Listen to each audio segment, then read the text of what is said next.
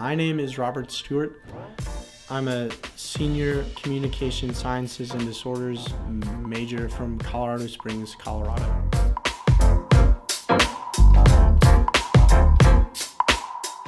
I have a fluency problem called stuttering.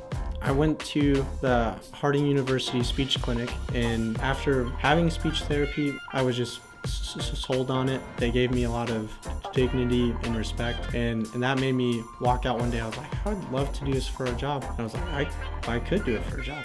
Having a problem speaking and then going into a field that their main goal is to help people with speaking, communicating. It helped me to empathize. I think that is really something that I'll be able to connect with others with. It did impact me wanting to join the field and to stay in the field.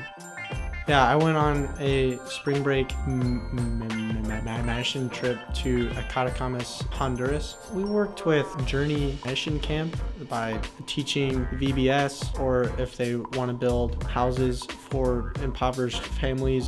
We moved a lot of dirt from one place to another, which that was really tedious, but it was good to be able to sleep at the end of the day.